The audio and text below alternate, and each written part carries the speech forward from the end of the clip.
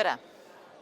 See oleks täna pidanud olema Brüsseli päevik Yana Toomiga, aga kuna Euroopa Parlamendis on praegu parasjagu niinimetatud roheline nädal, siis vaadakem pigem Eestile või Eesti suunas. Täna on kolmapäev ja täna õhtul ma hakkan lendama kodu poole ja mõistagi loen ma Eesti uudiseid, sest juba homme lähen ma tänavale tegema kampaaniat. Ja Eesti uudised, teate isegi, ei ole kõige optimistlikum lugemine, aga alustan siiski sellest, mida ma olen siin teinud eelmisel nädalal.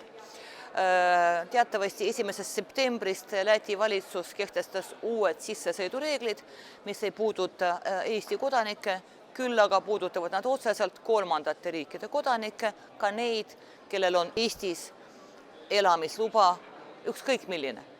Ka püsielanikud alluvad sellele uuele korrale, mis näeb ette, et 48 tundi enne seda, kui inimene soovib siseneda Läti territooriumile, ta peab ennast registreerima ja ta teeb seda iga kord, isegi kui ta käib Lätis iga päev.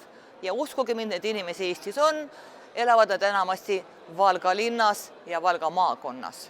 Ma vaatasin statistikat, mitusada kolmandate riikide kodanikke, kes on püsivad Eesti elanikud, elavad Valgamaal ja väga paljud neist töötavad Lätis, nimelt Valkas. Nüüd me oleme olukorras, kus Eesti püsielanik selleks, et minna tööle iga hommik, peab ennast registreerima 40 tundi varem, selleks, et minna tööle. Rääkimata sellest, et kui kellelgi näiteks läheb kass või koer kaduma ja kui inimene läheb teda otsima Läti poole peale, siis ta riskib kuni 6000 eurose trahviga.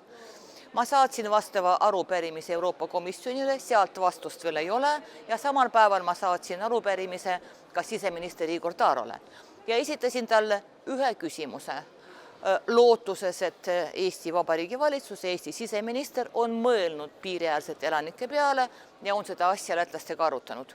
Tuli välja, et ei ole ega plaani, mis on tegelikult väga huvitav olukord, sest need on meie inimesed, kõik nad läbisid kõikvõimalikud kontrollid enne seda, kui nad said need dokumendid ja nüüd nad on olukorras, kus nad ei saa minna tööle hambaarsti juurde või näiteks kalmistule. Valkas muuseas asub juudi kalmistu.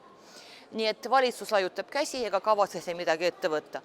Küll aga teatas mulle selles kirjas härra Taro, et nemad on Läti valitsusega pöördunud Euroopa Komisjoni poole palvega ja said ka luba kehtestada eritsoon piiri peal juhuks, kui Schengeni ruumis või Eesti või Läti või keegi veel taastab piirikontrolli.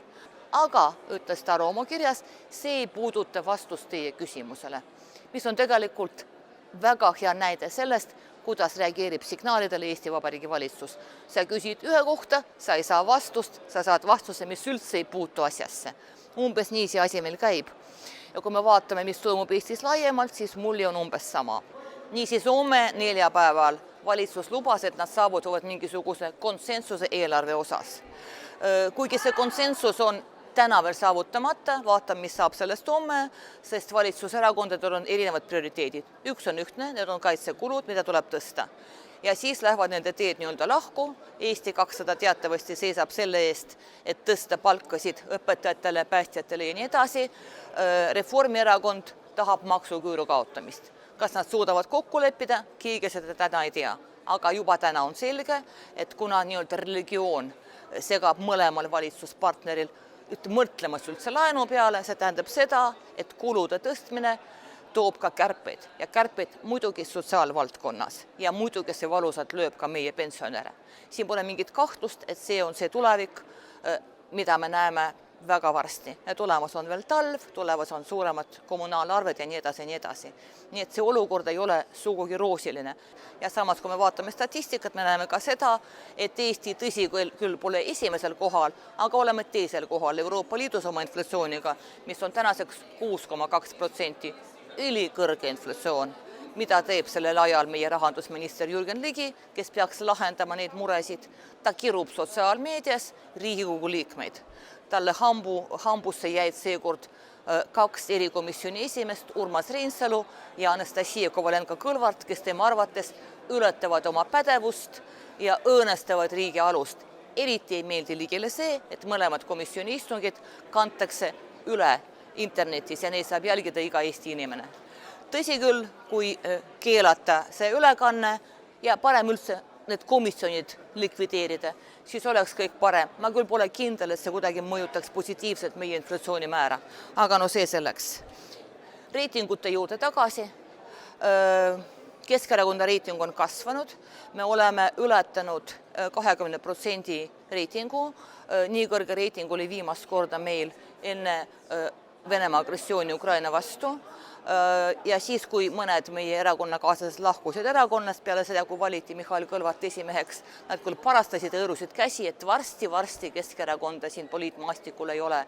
Teie sõbrad eksisite, me oleme tagasi, me pole kuskile vahepeal ka kadunud ja see on tõestus sellele, et inimesed otsustavad, mis saab erakonnast ja praegu tundub, et Eesti inimesed usaldavad Keskerakonda ja õigesti teevad. Nii et tulge sõbrad valima ja nendel valimistel teil saab olema hea võimalus öelda meie valitsusele, mida me kõik arvame meie poliitikast ja sellest, kuidas Eestis aetakse asju.